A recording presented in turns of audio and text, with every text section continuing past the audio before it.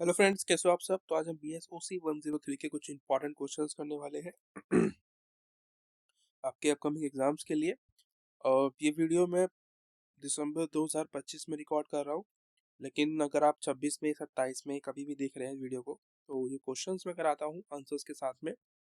ये हमेशा आपके काम आएंगे क्योंकि क्वेश्चंस रिपीट होते हैं हर बार।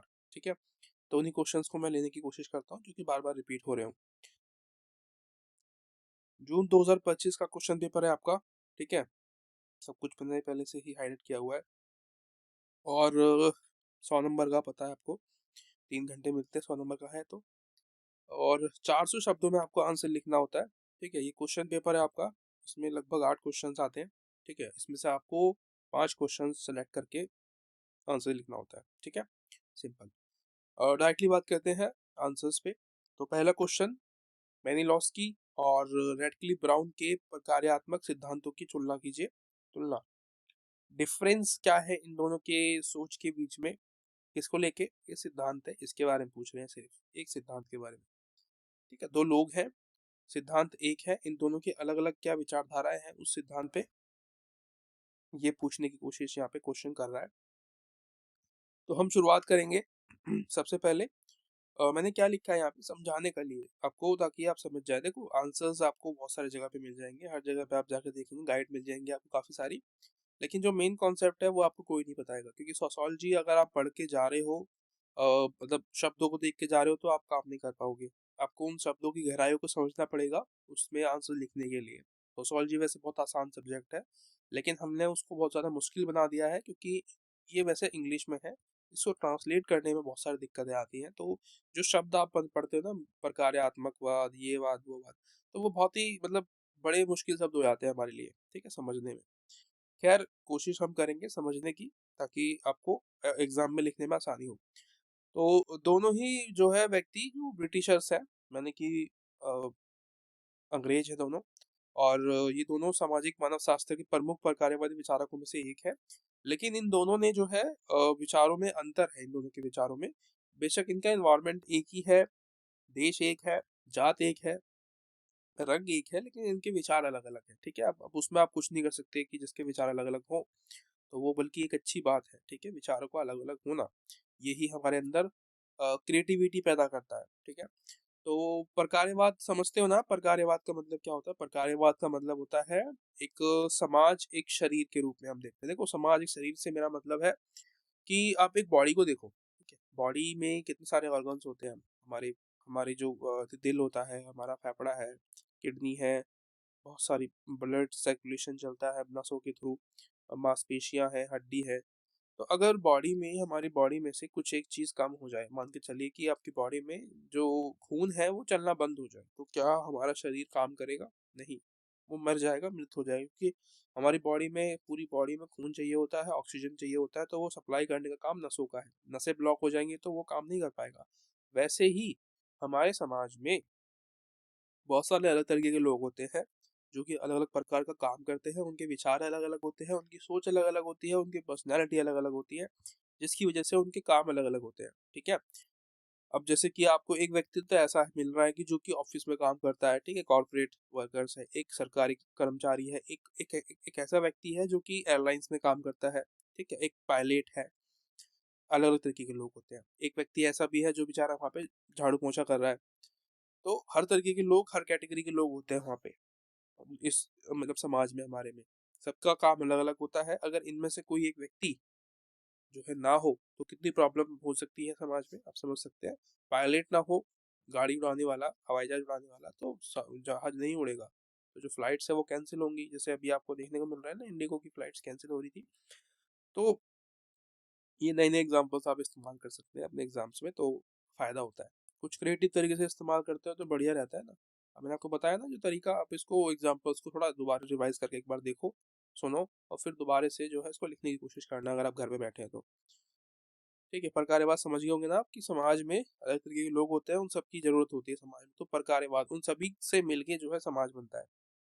सेकंड है, इन दोनों के बीच में डिफरेंस क्या है, क्या तुलना कर सकते हो आप। तो तुलना जो है हमने ऐसे करी है, किस तरीके से कि बीच में एक लाइन खींच दी है, रूपरेखा, और उसके आसपास में आपको मिलेगा अलग अलग लोगों के बारे में। जैसे कि इस तरफ में जो है आपको मेनिलोस्की के बारे में मिलेगा, और इस तरफ आपको रेड के लिए ब्राउन के बारे में मिलेगा। ठीक है, तो आप, मैं बार बार शब्द ना बोलूं, मैं बार बार के नाम नहीं बोलूंगा, आपको बस समझ लेना है कि इस तरफ वाला जो है वो कौन है और उस तरफ वाला कौन है। ठीक है, अ, सबसे पहला है सिद्धांत का प्रयोग। इन्होंने क्या प्रयोग किया, कौन से सिद्धांत को इस्तेमाल किया, प्रकार्यवाद के सांस्कृतिक सिद्धांत का। ठीक है, सांस्कृतिक प्रकार्यवाद का सिद्धांत जो है उसका इस्तेमाल किया है किसने, मैनिलोस्की ने।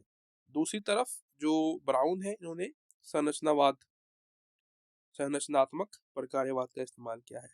सांस्कृतिक प्रकार्यवाद क्या होता है, जो कि कल्चरल चीजों पे ज्यादा फोकस करते हैं। ठीक है, कि भाई कल्चरली आप कैसे जुड़े हुए हो समाज से, और कल्चर हमारे लिए कितना इंपॉर्टेंट है। ठीक है, इनका जो पूरा मेन जो पॉइंट होता है चीजों को समझाने का, वो संस्कृति से ये चीजों को समझाएंगे। दूसरी तरफ जो ब्राउन है वो संरचना के आधार पे समझाएंगे, यानी कि जो सोसाइटी है हमारी, उसका जो स्ट्रक्चर है उसके आधार पे आपको समझाएंगे। ठीक है, तो आपको दोनों को ध्यान में लेते हुए चलना है कि जो, अगर हम जहाँ पे मैं बात करूँ स्ट्रक्चर के बारे में, वहाँ समझ लेना कि ब्राउन की बात हो रही है। जहाँ पे मैं बात करूँ सोसाइटी की, अंदर जो कल्चरल चीजें होती है, धार्मिक चीजें होती हैं, उनको अगर मैं बोलूँ तो आप समझ लेना कि मेलिनोस्की यहाँ पे आ रहे हैं। ठीक है, अगर आप कहीं भी पढ़ेंगे ना इन विचारों को, तो आपको तुरंत याद आ जाएगा कि ये तो मेलिनोस्की बोल रहा है, संस्कृति के बारे में बात कर रहा है। तो ये तो अगर समाज के बारे में बात कर रहा है, स्ट्रक्चर के बारे में बात कर रहा है, तो ब्राउन बात कर रहा है। ठीक है, इनका जो केंद्र बिंदु है इस टॉपिक के अंदर, वो क्या है, व्यक्ति की आवश्यकताएं। यानी कि इनका मानना है कि संस्कृति का हर तत्व जैविक और मनोवैज्ञानिक आवश्यकताओं की पूर्ति के लिए मौजूद है। मनोवैज्ञानिक समझते हो ना, दिमाग से जो हम चीजों को सोचते हैं, जो हमें दिखता नहीं है पर वो होता है। ठीक है, जैसे कि हम सोचते हैं दिमाग से भूत, तो वो दिखता तो नहीं है पर वो होता है। ठीक है, मतलब जो अदृश्य शक्तियां होती है, जैसे भगवान है, दिखते नहीं है पर वो है, ऐसे हम मानते हैं। तो वो मनोवैज्ञानिक चीजें होती है जो हमें दिखती नहीं है लेकिन वो होती है। जैविक मतलब जो दिखती है, उन सभी की आवश्यकताएं जो होती है, जैसे कि देखो जैविक मतलब होता है शादी ब्याह जब आप करते हो तो उसको हम जैविक बोलते हैं। ठीक है, वो सभी आपकी जरूरतें होती है, आप शादी ब्याह करते हैं, घर बसाते हैं, वो एक हमारा एक चीज होती है। और एक चीज होती है दिमाग से खुश होना। ठीक है, शादी हो गई, खुश है बंदा अंदर से, तो वो एक मनोवैज्ञानिक चीज हो गई। ठीक है, शादी एक जैविक है, यानी कि जो हमें दिखती है, जिसे हम देख पाते हैं, फील कर पाते हैं, टच कर पाते हैं। लेकिन जो मनोवैज्ञानिक है उसे आप देख नहीं पाएंगे, आप उसको फील कर सकते हैं, टच नहीं कर सकते। ठीक है, फील करना टच करना अलग चीजें हैं। इतना समझ गए आप। संस्कृति करती है सब चीजें आपकी सोसाइटी में। जो हम शादियां करते हैं वो सही अलग तरीके से होती है। अब आप देखो हिंदुओं में जो शादी का तरीका होता है वो अलग होता है, सात फेरे लेना, मंगलसूत्र, ये वगैरह बहुत सारी धार्मिक प्रथाएं होती है। मुसलमानों में जो शादी का तरीका होता है वो थोड़ा अलग होता है। ठीक है, सांस्कृतिक चीजें होती है ये। ठीक है, जैविक में जो हम करते हैं, खाना वगैरह जो हम खाते हैं, अलग अलग कल्चरल चीजों में, ईद हो गई तो उसमें अलग तरीके का खाना बनता है। ठीक है, दिवाली हो गई तो हम मिठाइयाँ बांटते हैं, तो वो एक कल्चरल चीज हो गई। हमें वो अंदर से मनोवैज्ञानिक खुश करती है, लेकिन हम उस पे इंजॉय भी करते हैं, हम उस चीज को, पटाखे वगैरह फोड़ना दिवाली पे, ईद पे गले मिलना, वो सब जैविक चीजें हो गई है। ठीक है, समझ गए, इतना काफी है। इतना ही एक्सप्लेन करना है आपको, बहुत ज्यादा नहीं लिखना होता है वैसे, पर ठीक है, ज्यादा पता होना चाहिए हमें ताकि हम थोड़ा बहुत याद रख पाए एग्जाम के टाइम पे। सेकंड है सामाजिक संरचना की निरंतरता। अब जो सेकंड जो है यहाँ पे, जो मैं बता रहा था आपको, इस वाले में है आपका ओ ब्राउन। तो उनका मानना था कि संस्थाओं के कार्य सामाजिक व्यवस्था और एकजुटता बनाए रखना।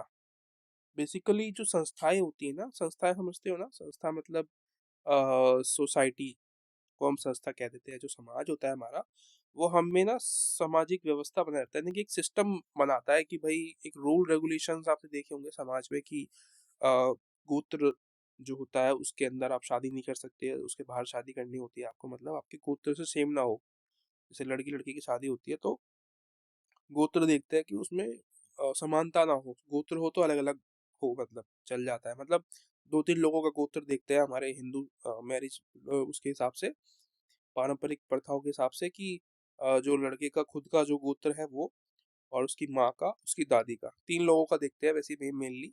ठीक है, नानी का देखते थे पहले, आज हम नानी का नहीं देखते हैं। ठीक है, क्योंकि वो मम्मी के उसमें आ जाता है, तो इसलिए नानी का देखते नहीं है। तो ये क्या है, एकजुटता बनाए रखना। इसमें आता है संस्था, मतलब संस्था समझ गए ना, मैंने आपको बताया अभी अभी, जो रूल रेगुलेशन बनाए गए हैं, तो वो।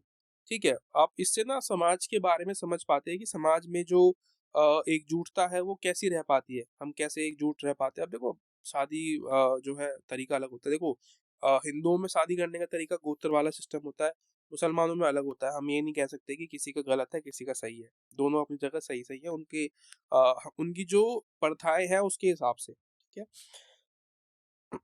तो ये हमारे समाज में ना जो एक सोसाइटल जो नियम कानून होते हैं हमारे समाज में, ये हमें एकजुट करते हैं, साथ में लेके आते हैं। कभी कभी ये ब्रेक हो जाते हैं तो लोग इसके लिए समर्थन मतलब एक तरीके से प्रोटेस्ट करते हैं जाके कि ऐसा क्यों हुआ, ऐसा क्यों नहीं हुआ। आपने देखा होगा अगर आप किसी गैर जात की लड़की के साथ शादी करते हैं तो लड़के के साथ शादी करते हैं तो समाज उसके लिए जो है प्रोटेस्ट करता है, लड़की को या लड़के को धमकाता है, उन्हें कहता है कि आप ऐसा ना करें, ठीक है। या तो फिर अ, आपको पता है क्या होता है उसके बाद, ऑनर किलिंग। सेकंड है अध्ययन की मौलिक इकाई। इसमें क्या होता है, इसमें जो मेन जो टॉपिक्स होते हैं, जो चैप्टर्स होते हैं, जो यूनिट्स होती है वो होती है सांस्कृतिक और संस्थाएं। कौन कह रहा है? मॉलिनोस्की। वो कह रहे हैं कि संस्थाएं व्यक्ति की आवश्यकताओं को पूरा करने के लिए संगठित होती है। जो एक तरीके से संस्था होती है, जो कल्चर होते हैं ना जो हमारे, वो हमारी जो भी जरूरतें होती है दिन भर की चीजों, मतलब साल भर की दिन भर की, उन सभी की जरूरतों को पूरा करने के लिए बनाई जाती है। हमारे जो कल्चर होते हैं, ये कल्चर सोच समझ के बनाए जाते थे पहले, है ना। अब देखो हम लोग कहते हैं कि भाई जानवरों को मारना अच्छा नहीं है। क्यों बोलते थे हम? क्योंकि जानवरों की संख्या कम थी, ठीक है। और अगर हम उनको भी मार देते, खा जाते उनको मार के, तो उनकी संख्या नहीं बढ़ती और वो वहीं के वहीं लुप्त हो जाते, खत्म हो जाते, ठीक है। संस्कृति हम बोलते हैं पेड़ों को काटना नहीं चाहिए, उनकी पूजा करनी चाहिए। क्यों बोलते हैं? क्योंकि पेड़ों से ही हमें ऑक्सीजन मिलता है, ठीक है। उनसे ही बरसात होती है, सारे काम उनसे होते हैं, ऑक्सीजन मिलता है, हर एक चीज मतलब पेड़ों से होता है। तो ये संस्कृति बन गई, ठीक है। अब पेड़ों से आप अमरूद तोड़ के खा सकते हो, आम खा सकते हो, बहुत सारे जो है फल फ्रूट जो है हम जो खाना खाते हैं बेसिकली उन्हीं की देन है। तो इसलिए वो संस्कृति बन गई हमारी। नदियों को, नहरों को गंदा ना करना क्यों बन गया? संस्कृति क्यों है हमारी ये कि हम इनको पूछते हैं? क्योंकि इनके लोग जो है इनका गलत इस्तेमाल ना करें, लोग इन पे कचरा ना फेंके। अब तो आपको पता है क्या क्या हो रहा है। तो वो संस्कृति जो है आज वेस्ट है। जो जो लोग नदी को नदी मानते हैं, उनकी नदी फिर भी अच्छी है, ठीक है। हम लोग नदियों को मतलब पूजा तो करते हैं लेकिन उनमें वेस्ट जो है, पन्नी वगैरह ऐसी फेंक दिया, मतलब गलत तरीके से उसमें गटर का पानी जा रहा है गंगा नदी में, उसी में नहा रहे हैं लोग, उसी को पी रहे हैं। तो मतलब वो आज तो रेलेवेंट नहीं है, पर जो बता रहे हैं संस्कृति एक अच्छी सोच के लिए बनाई गई थी, लेकिन उसका इस्तेमाल गलत तरीके से हो रहा है, वो एक अलग चीज है। सामाजिक संरचना यानी कि जो इकाई, इसमें जो यूनिट्स होती है वो सामाजिक संरचना होती है, यानी कि समाज में जो स्ट्रक्चर है वो कैसा है, ठीक है। स्ट्रक्चर समझते हो? मैंने आपको बताया ना अभी, स्ट्रक्चर में जैसे कि हर एक व्यक्ति का अलग अलग काम होता है, अलग तरीका होता है। ब्राह्मण, क्षत्रिय, वैश्य, शूद्र, ये सारा स्ट्रक्चर है, ठीक है। ये बनाया तो अच्छे के लिए गया था, लेकिन जिसने बनाया था उसकी सोच गलत थी व्यक्ति की, ठीक है। और एक पर्टिकुलर समाज को टारगेट किया कि वो यहीं पर रहेगा, इससे ऊपर नहीं आएगा, ठीक है। ये देखो, ये जो इस सबसे लास्ट में जिसको हम शूद्र बोलते हैं ना, वो बेसिकली ओबीसी है। आपने शायद कभी पढ़ा ना हो, आपको किसी ने बताया ना हो। और जो हम बात करते हैं एससी एसटी, वो यहाँ पे आते ही नहीं है, इस कैटेगरी में शामिल ही नहीं है, उनको पहले ही निकाल दिया गया था। पहले ये जो आपको देखने को मिलता है ना ये ट्राइंगल, ये इसमें 5 थे, आज 4 है। मतलब अब तो है नहीं, कुछ भी उनका मान्यता नहीं है। लोग अभी भी उसको फॉलो कर रहे हैं, कोशिश करते हैं कि वो दोबारा से चीजें लागू हो जाए, पर ये पहले 5 थे, अब इतने हो गए क्योंकि उन लोगों ने, जो सबसे नीचे वाले लोग थे एससी एसटी, उन्होंने प्रदर्शन किया कि हमें वहां पे नहीं रहना, हमें ये सब काम नहीं करने। तो इसीलिए फिर उनके साथ आपको पता है क्या हुआ? मोनोपोली जो है हमारे भारत में शुरू से ही है। एक एक समाज की, एक व्यक्ति की, एक कंपनी की ज्यादा, मतलब एक तरीके से चलना, उसकी ज्यादा पावर होना। सेकंड है उसमें जैविक सादृश्यता, यानी कि उन्होंने समाज को जीव विज्ञान सादृश्य के रूप में देखा, यानी कि एक व्यक्ति है जो कि जीवित है, ठीक है, जीता जागता एग्जाम्पल, और जिसमें संस्थाएं और शरीर के अंगों की तरह है, जो व्यक्तिगत आवश्यकताओं को पूरा करता है। संस्था समझ में आ गया ना आपको? सबसे इम्पोर्टेंट जो चीज़ है यहाँ पे वो संस्था है। संस्था मतलब स्ट्रक्चर, यानी कि शरीर के अंगों की तरह हमारी बॉडी में हर एक चीज़ अलग अलग काम करती है, तभी हमारा शरीर चल पाता है। वैसे ही समाज में लोग अलग अलग काम करेंगे तभी हम चल पाएंगे। ऐसा तो नहीं होगा ना कि सभी लोग एक ही प्रकार का काम कर रहे हैं, सभी लोग कुम्हार बन गए तो बाकी फिर सब्जी कौन उगाएगा? ठीक है, लोहे का काम कौन करेगा? राइट। और बाकी जो भी काम है घर बनाने का, ईंटें जो ढोने का, वो काम कौन करेगा? तो इसीलिए समाज में हर व्यक्ति की, हर एक तरीके के लोगों की, हर कैटेगरी की हमें आवश्यकता है। ठीक है, समझ में आ गया? ये वाला कंप्लीट हो गया। अब इसकी बात करते हैं, ये कौन बता रहा है? इनका नाम भूल जाता है मैं। ब्रोनर, ब्राउन, जो भी है। ठीक है, ब्राउन। उन्होंने समाज को जीवित सात्व ऑर्गेनिज्म के रूप में देखा, जिसमें प्रत्येक अंग समग्र समाज की एकजुटता स्थिरता में योगदान देता है। ठीक है, यानी कि हर एक अंग, हमारी बॉडी में जितने भी पार्ट्स होते हैं, हमारा हृदय है, हमारे लंग्स जो होते हैं, हमारी मांसपेशियां हैं, हमारा दिमाग है, सभी चीज जो है मिलके हमारे शरीर को चलाने का काम करती है। वो एकजुट होंगे तभी चलेंगे ना। वैसे ही जो समाज होता है वो एकजुट होगा तभी काम करेगा। अगर वो अलग अलग हो जाए, उन चीजों में दरार पड़ जाए तो कैसे काम चलेगा? अगर दिल बोल दे कि मैं खून नहीं पहुंचाऊंगा ठीक है, तो बॉडी नहीं चलेगी भाई। ये कहना चाह रहा है ये, ठीक है। एक होता है यहाँ पे प्रेरणा का स्रोत, यानी कि उनके विश्लेषण मुख्य रूप से मनोवैज्ञानिक है, यानी कि दिमाग से चलते हैं, जो सोच है आपकी वैसे काम करते हैं। और दूसरी तरफ जो आपका ब्रूनर है, जो भी है ये समाजशास्त्रीय रूप से चीजों को देखते हैं। ठीक है, सोशियोलॉजी जो है उस तरीके से देखते हैं कि एक सोशियोलॉजिस्ट जो होता है, समाजशास्त्री जो होता है, उस तरीके से चीजों को देखते हैं। ये लोगों के दिमाग में घुसने की कोशिश करते हैं उनके धार्मिक चीजों के द्वारा। ये लोगों के समाज में घुसते हैं, उनको समाज से ऑब्जर्व करते हैं चीजों को, फिर जो है अपना एक विचार प्रकट करते हैं। ठीक है, दूसरी तरफ एग्जाम्पल, ये ऐसे इंपॉर्टेंट नहीं है, ये कुछ जनजाति समुदायों के नाम है। ठीक है, तरीके हैं। ये टोटमवाद है। टोटमवाद क्या है? बेसिकली एक समाज है जिसकी बॉडी के जिनकी लोगों की बॉडी पे ना एक तरीके का चिन्ह होता है हर व्यक्ति के बॉडी पे, जो कि दिखाता है कि ये जो लोग हैं इस समाज से बिलोंग करते हैं। ठीक है, टोटमवाद से ये जुड़े हुए हैं। तो ये क्या है? ये एक स्ट्रक्चर है इनका कि दिखाने का, भाई हम ऐसे ही रहते हैं, ऐसे ही काम करते हैं, हमारे लोग ऐसे से रहते हैं। यहाँ पे क्या है? ये एक प्रकार का मतलब पूर्ति करने के लिए है समाज में, कि बंधन है सुरक्षा को देने के लिए कुल विनिमय जो है यहाँ पे रहता है। कहने का मतलब कि जैसे लड़कियों को बिहाना एक दूसरे मैंने आपको बताया था शायद। एक देखो, ये एक समुदाय ए है, ठीक है, एक समुदाय है बी, और एक समुदाय हो गया आपका सी। ठीक है, तीन समुदाय हमने ले लिए। ये तीनों जनजाति समुदाय है, ये आपस में जुड़े हुए हैं। कैसे? यहाँ इस बी समुदाय की ना एक लड़की है जो कि ए समुदाय के लड़के से ब्याही हुई है। ठीक है, और इसके पास एक समुदाय के लड़के के पास, इस ए में एक लड़की है जो कि सी में ब्याही हुई है, और ये जो सी की लड़की है वो बी में ब्याही हुई है। ठीक है, इस तरीके से जो है ये जुड़े हुए रहते हैं आपस में। ये आपस में ही इस तरीके से लड़कियों को द्वारा अपनी रिश्तेदारी को बढ़ाते हैं और अपने जो कुल होते हैं उसको बढ़ाते हैं। ठीक है, टोटमवाद और ये कुल विनिमय में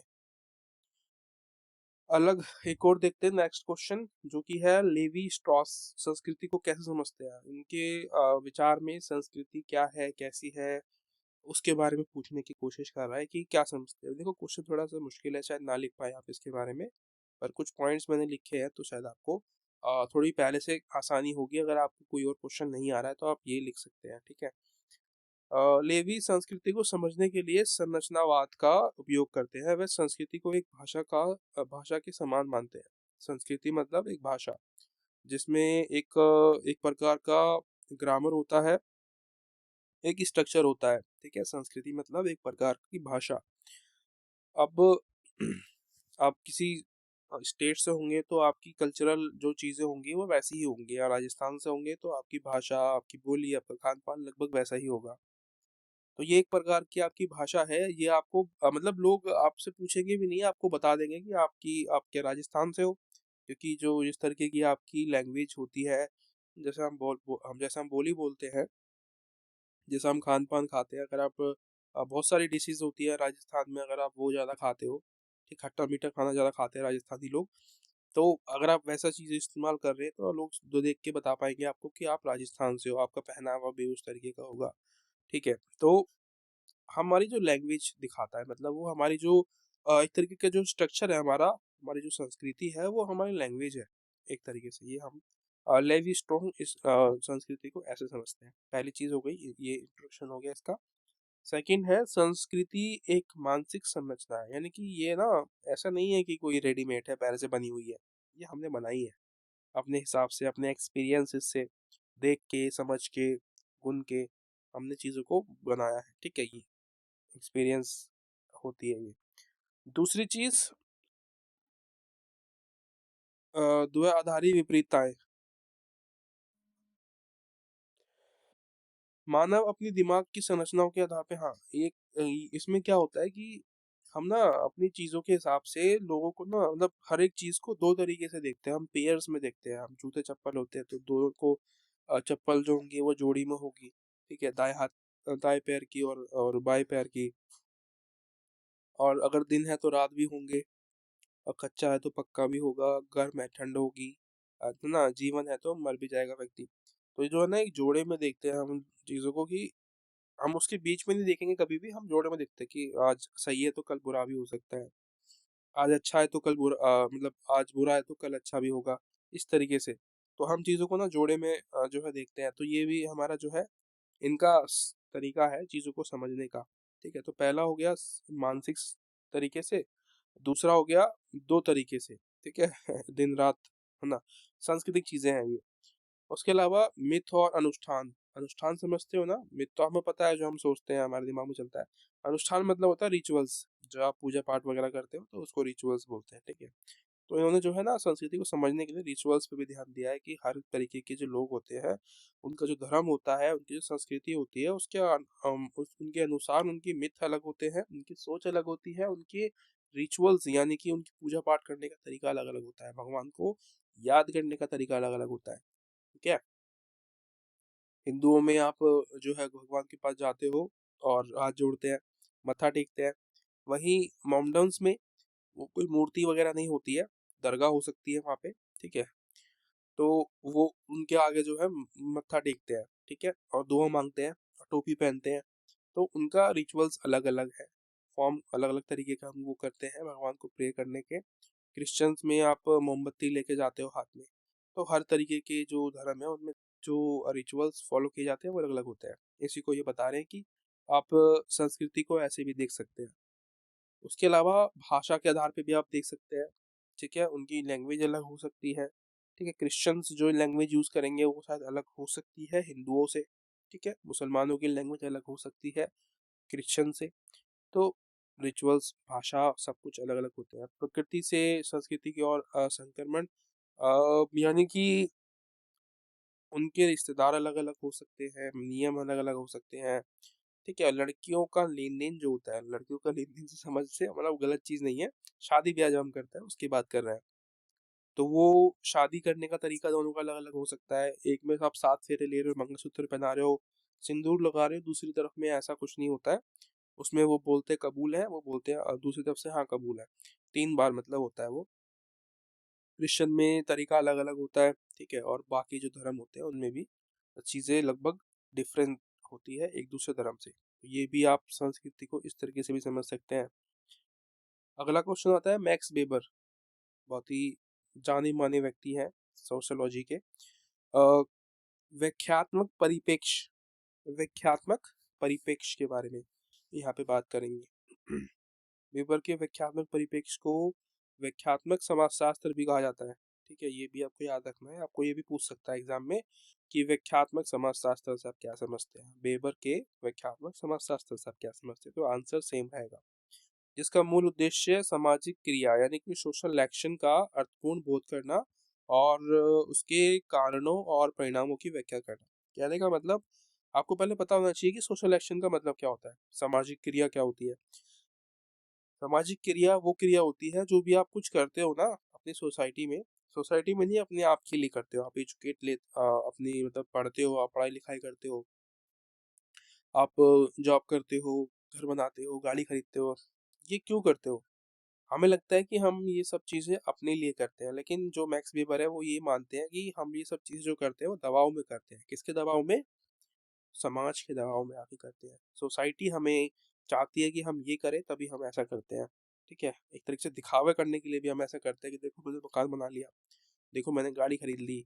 ठीक है, तो दिखावा जो है ये करने के लिए हम ये करते हैं, इसको बोलते हैं सोशल एक्शन। ठीक है, तो इसी को कह रहे हैं, इस सोशल एक्शन को हमें इसका जो मतलब है वो हमें समझना है इसमें, व्याख्यात्मक समाजशास्त्र में।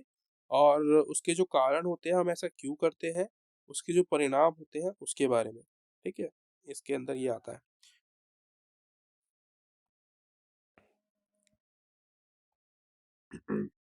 इसमें क्या क्या आता है मैं आपको बता देता हूँ। सोशल एक्शन मैंने आपको समझा ही दिया है, अभी एक्सप्लेन किया था।